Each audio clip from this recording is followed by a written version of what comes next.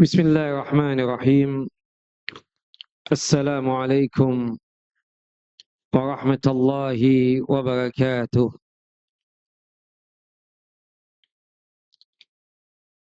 Innal hamdalillah nahmaduhu wa nasta'inu wa nastaghfiruh wa na'udzu billahi min syururi anfusina wa min sayyiati a'malina. May yahdihillahu fala mudilla lahu wa may yudlil falan tajida lahu waliyan mursyida. Asyhadu an la ilaha illallah wahdahu la syarika lah wa asyhadu anna Muhammadan abduhu wa rasuluh. Wa laqad qala Allah ta'ala fil Qur'anil 'azim, ya ayyuhalladzina amanu taqullaha haqqa tuqatih wa la tamutunna illa wa antum muslimun.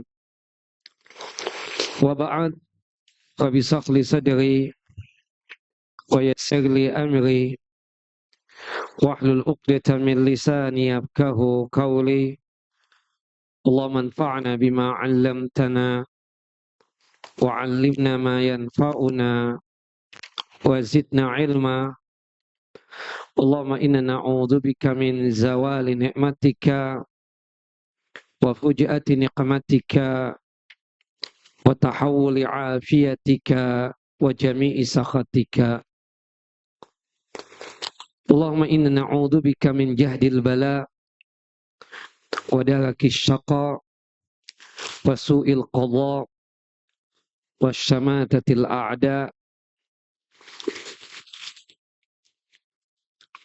Allahumma inna na'udzubika min adabi jahannam wa min adabil qubur wa min fitnatil mahya wal mamat wa min syarri fitnatil masihid dajjal. Ikhwani wa akhawati fid din, a'azani wa a'azakumullah. Bapak dan Ibu yang dimuliakan oleh Allahu Jalla wa Ala, pada kesempatan kali ini melanjutkan kajian kita pembacaan Kitabus Shalah, pembahasan tentang masalah ibadah salat atau fiqhus shalah, yang dimana kita sudah menyelesaikan tentang syarat sahnya ibadah salat kita, yang dimana syarat sahnya ibadah salat kita tersebut itu ada 6. Yang pertama, at-taharatu minal hadasaini, suci daripada 2 hadas, baik itu hadas besar ataupun hadas kecil. Hadas besar disucikan dengan cara mandi, sedangkan hadas kecil disucikan dengan cara berwudu. Jika kita tidak bisa mandi dan tidak bisa berwudu, maka diganti dengan tayammum. Kemudian syarat sahnya ibadah salat yang kedua adalah at-taharatu minan najasah, suci daripada najis, terutama berkaitan dengan 3 tempat. Badan kita harus suci daripada najis, pakaian kita harus suci daripada najis, dan tempat salat kita harus suci daripada najis. Sedangkan syarat sahnya ibadah salat yang ketiga adalah al-ilmu bidukhuli awqatis shalah al-khams, mengetahui masuknya waktu salat fardu yang 5. Salat zuhur, asar, maghrib, isya, dan subuh. Sebagaimana yang Allah Jalla wa Ala firmankan di dalam surah An-Nisa, surah yang keempat, ayat 103. Fa'aqimus shalah innas salata kanat 'alal mu'minina kitaban mawquta. Tegakkanlah salat yang 5 waktu ini, dan sesungguhnya salat yang 5 waktu ini baru wajib atas kita ketika waktunya telah hadir. Kemudian yang keempat, syarat sahnya ibadah salat kita adalah syatrul aurah, menutup aurat.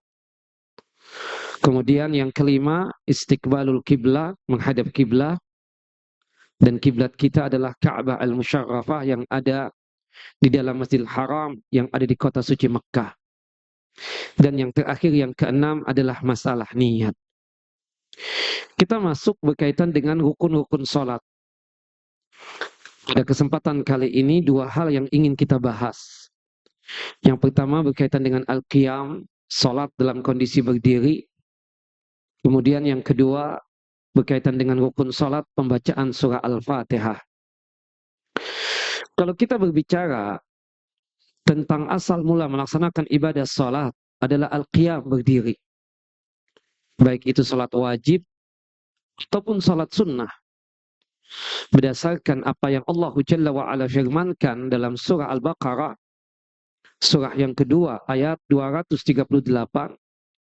Hafidhu ala salawati was salatul wusta wa qumu lillahi qanitin. Jagalah salat 5 waktu oleh kalian, termasuk salatul wusta, yaitu salatul asar, dan ketika mengerjakannya itu dengan cara berdiri sebagai wujud tunduk dan patuh kepada Allah Jalla wa'ala.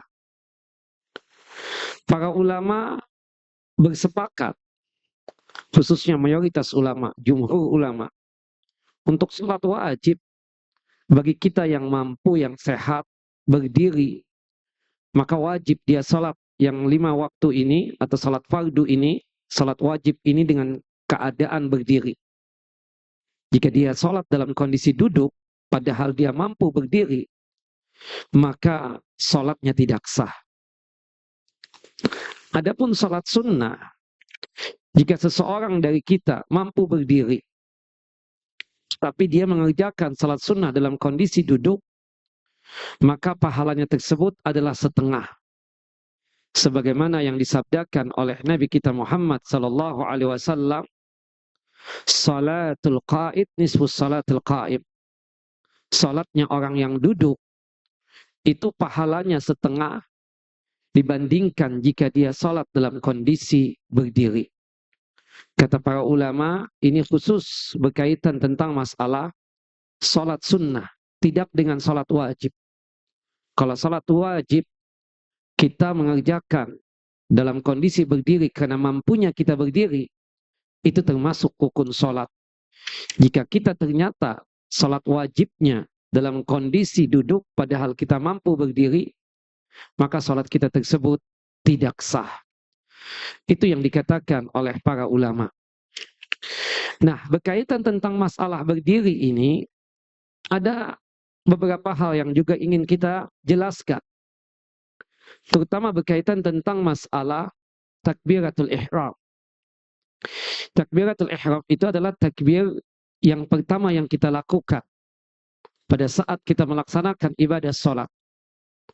Kenapa dikatakan takbir yang pertama itu disebut dengan takbiratul ihram?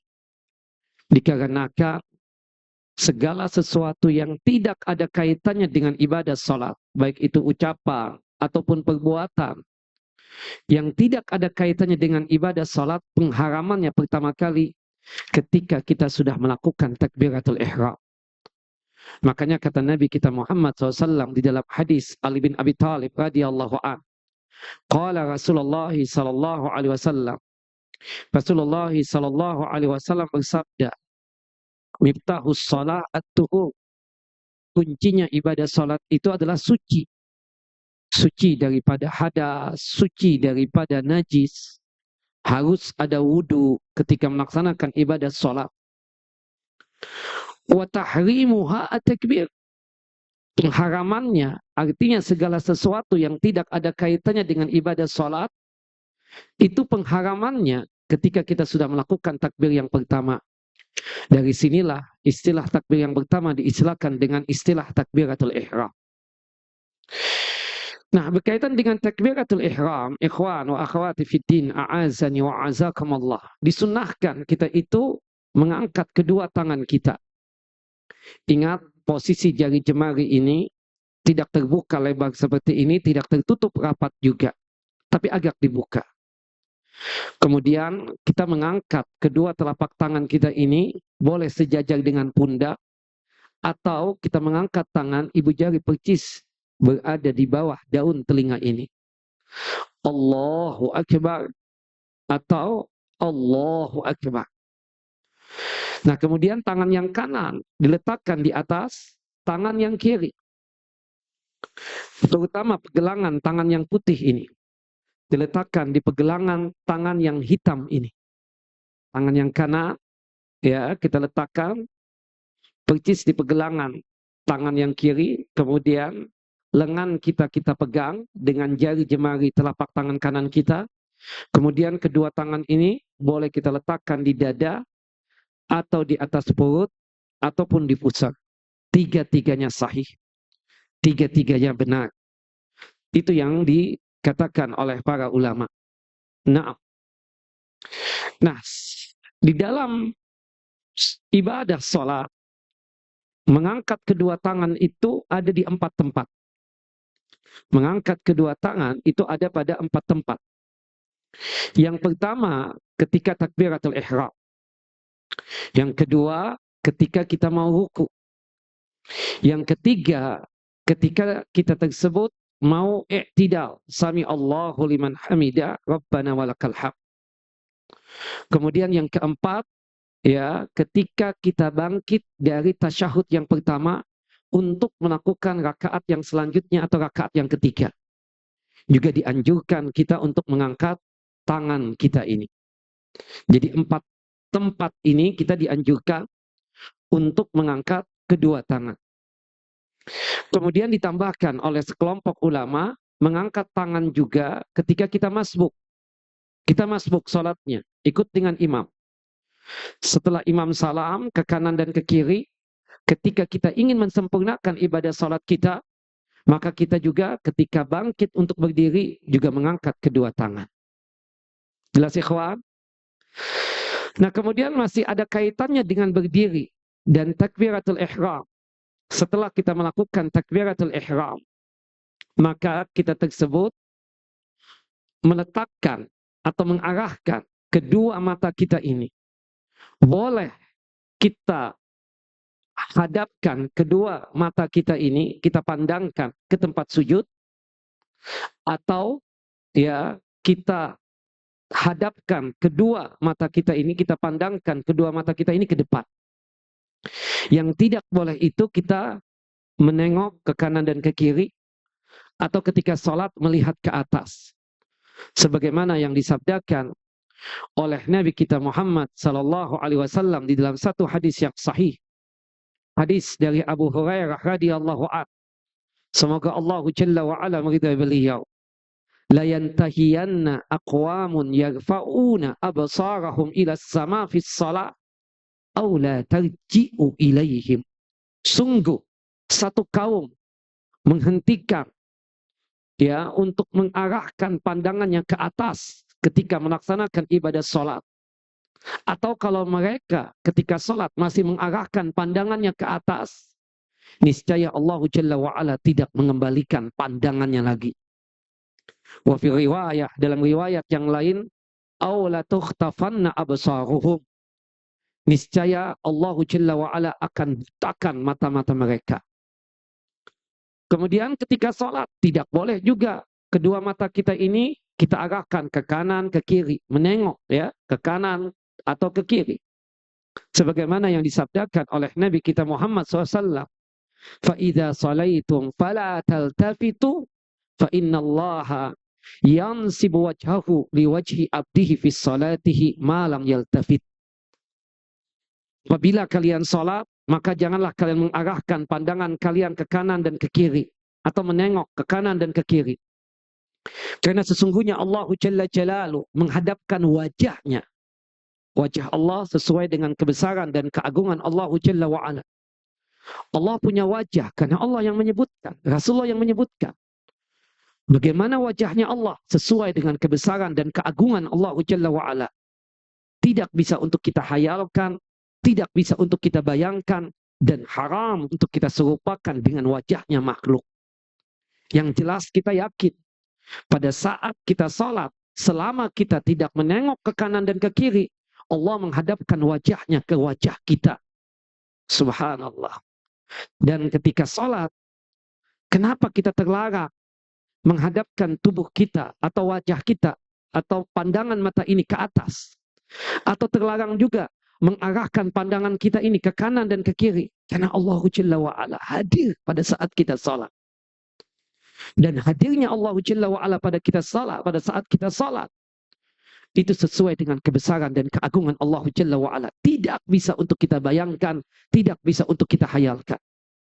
Sebagaimana kita berbicara dengan atasan kita, atau mungkin abah umi kita. Kita nggak mungkin ketika abah umi kita tersebut sedang asyik berbicara, apalagi ada hal-hal yang penting yang ingin ditegaskan oleh mereka, kita mempelototin dia. Pasti kita menundukkan apa? Kepala kita. Ingat pandangan kita itu ke bawah, ke lantai, atau mungkin dihadapkan ya ke depan.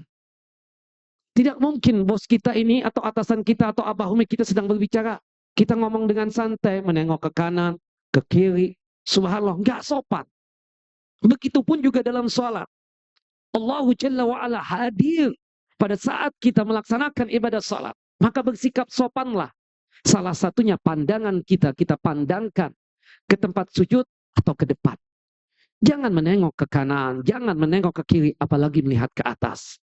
Itu yang disabdakan oleh Nabi Sallallahu Alaihi Wasallam. Dan banyak lagi dalil-dalil yang menjelaskan tentang masalah itu. Nah, kemudian setelah pandangan kita pandangkan ke tempat sujud atau ke depan, maka kita mulai untuk membaca doa istiftah. Membaca doa istiftah ini hukumnya sunnah, bukan wajib. Dan itu kita baca di rakaat yang pertama. Ada sekitar 12 bacaan yang diajarkan oleh Nabi SAW berkaitan dengan doa istiftah. Yang paling pendeknya adalah Alhamdulillah hamdan katsiran tayyiban mubarakan fih. Kalau kita membaca doa istiftah yang pendek ini, 12 malaikat berebut untuk mengambilnya. Siapa yang lebih duluan mencatatnya dan siapa yang lebih duluan untuk mengangkatnya ke hadapan Allahu Jalla Jalaluh. Atau termasuk juga yang pendek juga, sebagaimana disebutkan di dalam hadis sahabat yang mulia Abdullah ibnu Umar bin Khattab radhiyallahu anhuma. Doa istiftahnya sebagai berikut. Allahu akbar kabira walhamdulillahi katsira wa subhanallahi bukratan wa asila. Subhanallah, setelah selesai sholat, Nabi bertanya kepada para sahabatnya, Manil qail? Siapa yang membaca doa itu tadi? Kemudian ada sahabat yang mengacungkan tangan. Ana ya Rasulullah yang membaca doa tadi. Subhanallah, kata Nabi. Ajibtulaha. Futihat laha abwabus sama. Ketika antum membaca doa istiftah tadi. Allahu akbar kabira. Walhamdulillahi katsira. Wa subhanallahi bukratan wa asila. Seketika pintu-pintu langit terbuka. Abdullah ibnu Umar bin Khattab radhiyallahu anhuma.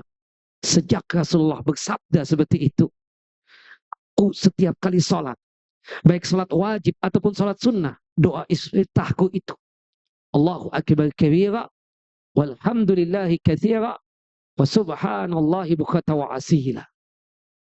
Atau ada yang ketiga, kalau kita membaca doa istiftah ini, kita dicintai oleh Allah Jalla wa'ala. Subhanaka Allahumma wa bihamdika wa tabarakasmuka wa ta'ala jadduka wa la ilaha ghairuka. Kalau kita membaca doa istiftah ini, dipastikan kita dicintai oleh Allah Jalla wa'ala. Termasuk yang menjadi kebiasaan Nabi ketika salat wajib, membaca doa istiftahnya yang sebagaimana antum baca itu adalah Allahumma ba'id baini wa bainal khataayaya kama ba'adta bainal masyriqi wal maghrib. Allahumma naqqini min khataayaya kama yunaqqa as-sawbul abyadu minad danas. Allahumma ighsilni min khataayaya bil ma'i was salji wal barad. Naam, itu biasa dibaca oleh Nabi di salat wajib. Nah, termasuk doa istiftah yang antum baca juga itu doa istiftah. Wajjahtu wajhiya lilladzi fataras samawati wal ardh. Cuma memang tidak diputus sampai wa ana al muslimin. Itu hadis sahih dari Ali bin Abi Thalib radhiyallahu an.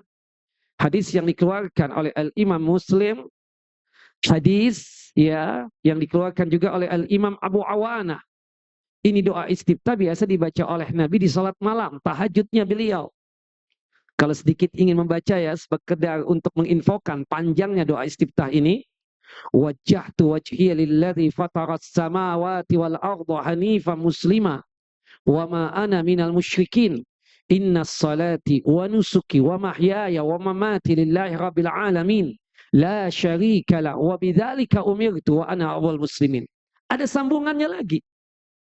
Allahumma antal malik la ilaha illa anta subhanaka wa bihamdika anta rabbi wa ana abduka zalamtu nafsi wa a'tarabtu bi dhanbi faghfir li dhanbi jami'an innahu la yaghfiru dhunuba illa anta wahdini li ahsanil akhlaq la yahdi li ahsaniha illa anta wasrif anni sayyi'aha la yasrifu anni sayyi'aha illa anta labbaika wa sa'daik wal khairu kulluhu fi yadaik wasyarru laysa ilaik wal mahdi man hadait ana bika wa ilaika la manja wa la malja'a minka illa ilaik tabarakta wa ta'alaita astaghfiruka wa atubu ilaik. Ini lengkapnya. Kalau antum ingin memilih ini boleh, tapi diselesaikan sampai akhir ini. Ini sekedar informasi ya. Banyak di antara kita memutus. Kalau memutus lebih bagus antum yang memilih yang pendek tadi. Alhamdulillah hamdan katsiran tayyiban mubarakan fi, atau Allahu akbar kabira walhamdulillahi katsira wa subhanallahi bukratan wa asila, atau yang pendek lagi subhanaka Allahumma wa bihamdika wa tabaraka ismuka wa ta'ala jadduka wa la ilaha ghairuka. Yang jelas pembacaan doa istiftah hukumnya apa? Sunnah, dan itu adanya di rakaat yang pertama ya dari salat kita, baik salat wajib ataupun salat sunnah. Setelah membaca doa istiftah, kita membaca ta'awud. Ta'awud yang diajarkan oleh Nabi ada 4. Yang paling panjang, a'udzu billahi samiil alim minasyaitonir rajim min hamzihi wa nafthihi wa nafsihi. Kalau enggak hafal, yang kedua, a'udzu billahi minasyaitonir rajim min hamzihi wa nafthihi wa nafsihi. Atau yang ketiga, a'udzu billahi samiil alim minasyaitonir rajim. Kalau yang pertama, kedua, ketiga enggak hafal ya udah yang keempat aja yang biasa antum hafal.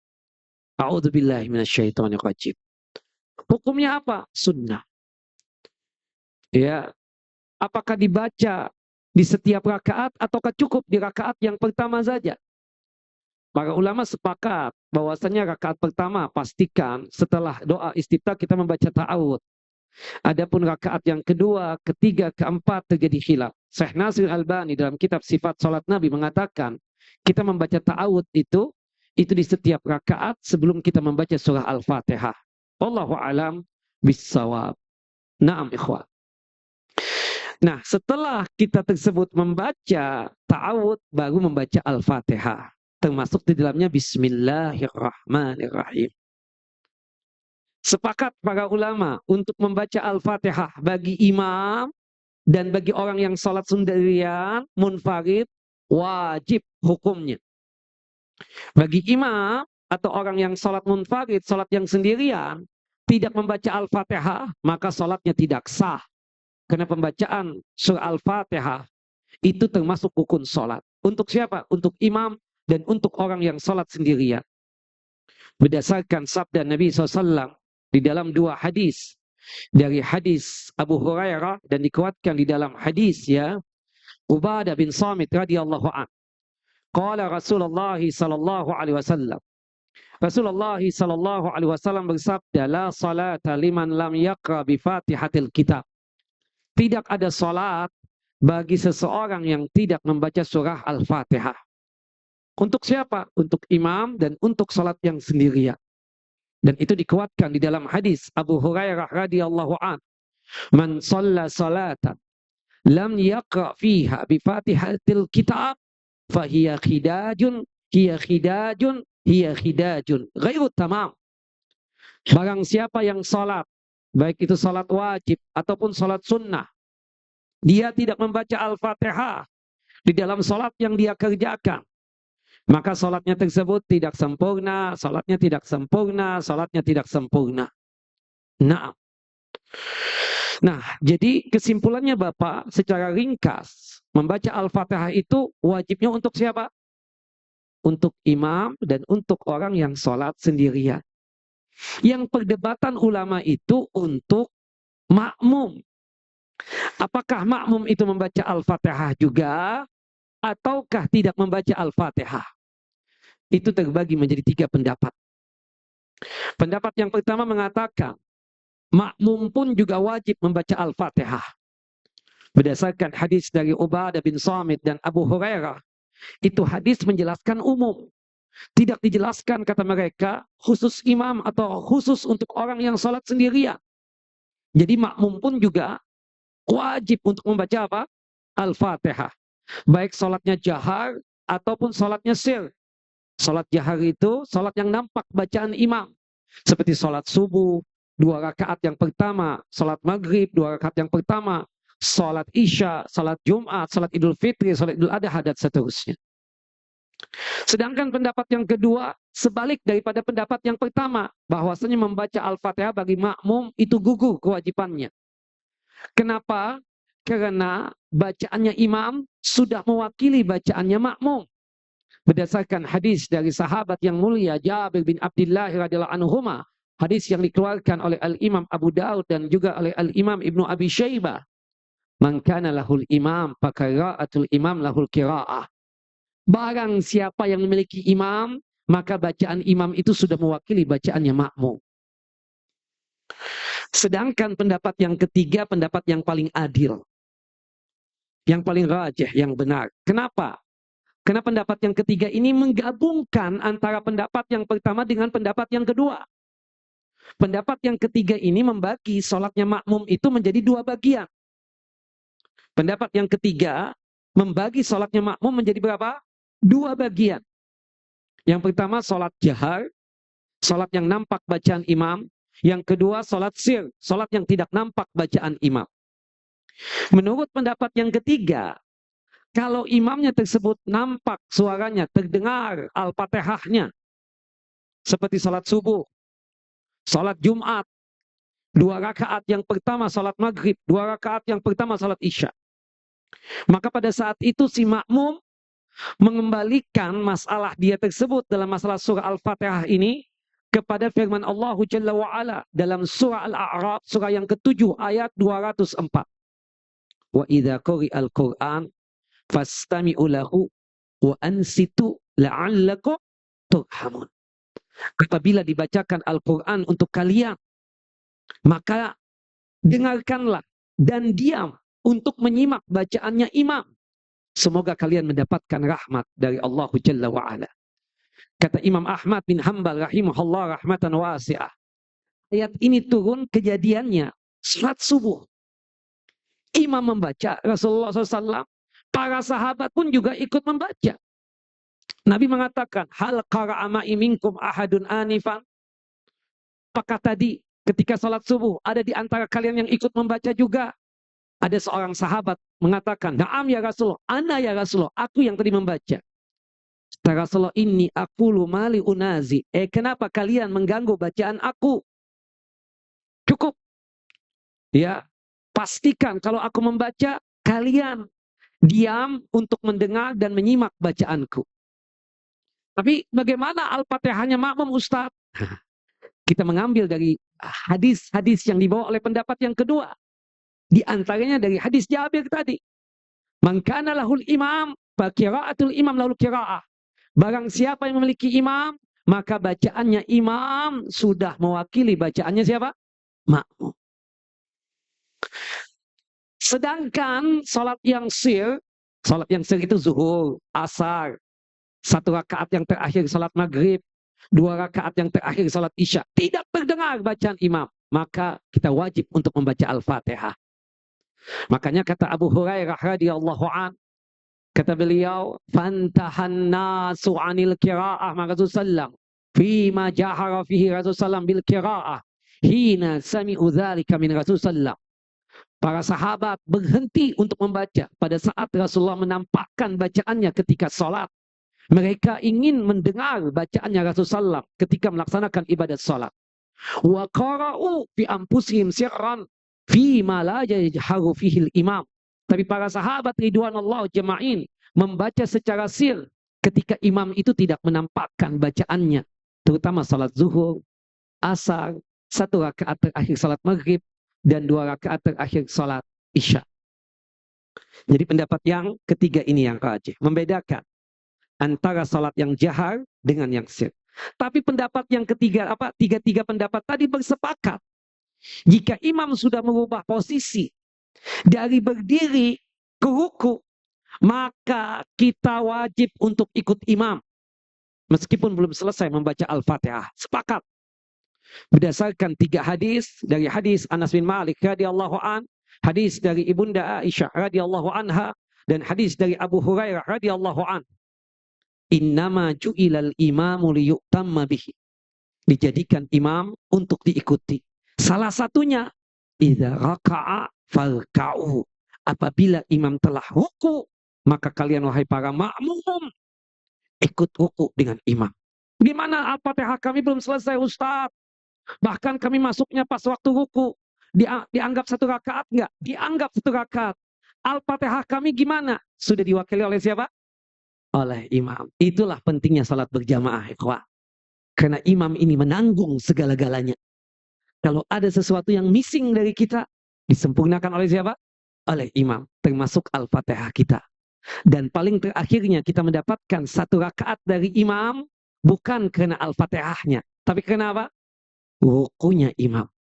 Imam ruku, kita makmum baru masuk ke masjid ini, ikut ruku juga. Terhitung nggak 1 rakaat? Terhitung 1 rakaat.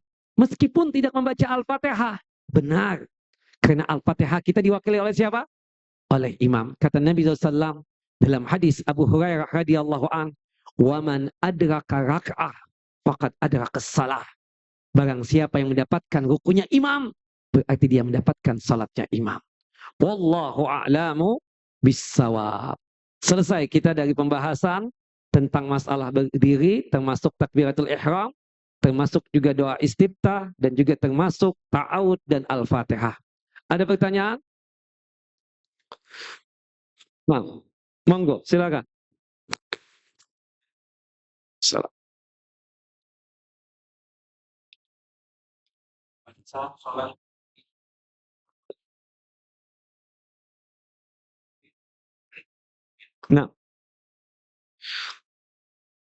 Nah, para ulama berdebat tentang masalah itu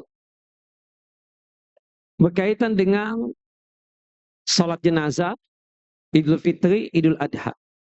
Sepakat para ulama untuk takbir yang pertamanya mengangkat kedua tangan. Sedangkan yang kedua sampai yang ketujuh, kalau berkaitan dengan Idul Fitri dan Idul Adha, itu ada 2 pendapat. Ada yang mengatakan tidak mengangkat tangan, ada juga yang tidak, ada juga yang mengatakan mengangkat tangan. Nah, di dalam hadis Abu Hurairah disebutkan berkaitan dengan salat jenazah. Itu Rasulullah mengangkat tangannya itu di takbir yang pertama saja. Sedangkan kedua, takbir yang ketiga, takbir yang keempat tidak mengangkat tangan. Tetapi di dalam hadis Abdullah bin Umar bin Khattab radhiyallahu anhuma, Rasulullah mengangkat tangan. Termasuk di Idul Fitri dan Idul Adha. Nah, ini sebenarnya permasalahan wasi', permasalahan yang longgar. Dan ini masalah sunnah. Yang jelas, sepakat ulama untuk yang pertama apa? Mengangkat tangan. Sedangkan yang kedua, hingga keempat, kalau itu salat jenazah, atau kalau salat Idul Fitri, Idul Adha, atau istisqa, yang kedua hingga ketujuh, atau rakaat yang keduanya, kedua hingga kelima, kita katakan, itu ada perdebatan di kalangan para ulama. Intinya, boleh mengangkat tangan, boleh juga tidak. Wallahu a'lam bishawab. Begitu kira-kira. Tapi satu poinnya Pak, yang ingin saya tegaskan. Khusus sholat Idul Fitri, Idul Adha, istisqa. Di setiap takbir-takbir tadi itu, tidak ada bacaan apa-apa. Kecuali setelah takbir yang ketujuh, yaitu membaca doa istiftah. Allahu a'lam bishawab. Tapi kalau sholat jenazah, ada bacaannya. Takbir yang pertama, membaca Al-Fatihah. Takbir yang kedua, bersalawat kepada Nabi. Takbir yang ketiga, doa. Kemudian, takbir yang keempat, doa juga, kalau kita bisa. Kemudian, doanya adalah, Allahumma la tahrimna ajrahu, wa la tubtinna ba'dahu, Allahumma gfir lana wa lahu. Wallahu a'lam bishawab. Nah, Ustaz, kalau kita makmum tidak ikut, ya, kunut di salat subuh, apakah makmum diam ataukah bacaan-bacaan zikir? Berkaitan dengan kunut, sepakat ulama yang sunnah itu adalah di kunut witir dan juga kunut nazilah.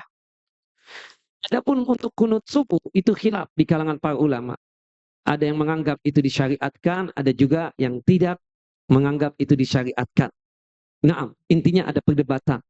Ini khilaf yang sifatnya kita katakan muktabar.